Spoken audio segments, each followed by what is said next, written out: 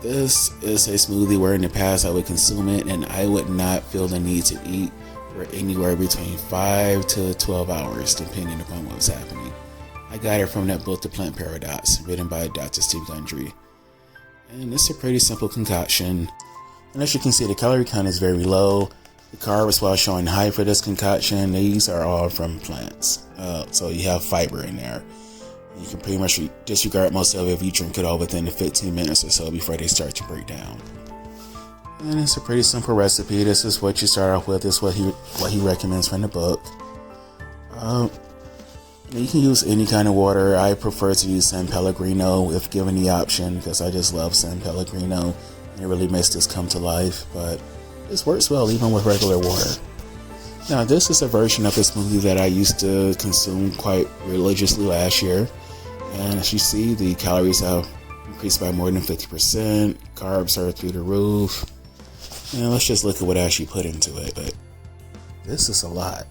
This is ridiculous. It was a real mess keeping up with this. I'm just looking at this now and I'm getting anxiety just thinking about it. I am never going to make this again in my life. And look, there's even more. As far as the taste was concerned, it was pretty good. This is easy to take down. It was never an issue about taste.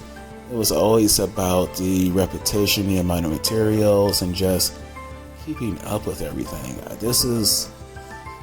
You shouldn't have to just constantly refer to a recipe for something as simple as this, or something that should be as simple as what this was supposed to be.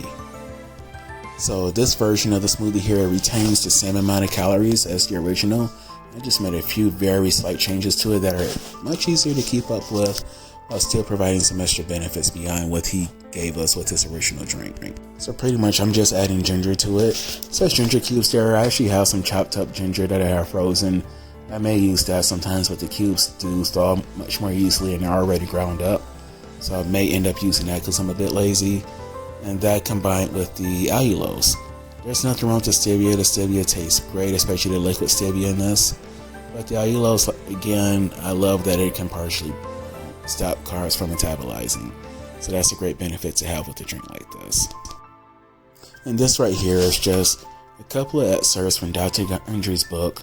He talks about the green smoothie and how he prefers that you make it and what it should really consist of. You see there, he gives a recommendation about how to make it thicker. And if you do the reverse, it's how to make it thinner. And so as you see, he never recommended seltzer. There's nothing wrong with seltzer water. It's just regular water with carbon in it. I just love carbonation. And with the Pellegrino, I can taste that blind and then line up no matter what you do to the other waters, mix it up, spin it around or whatever. I can pick that up blind. It has a very great taste. It adds a lot to the freaking drink, to the freaking smoothie.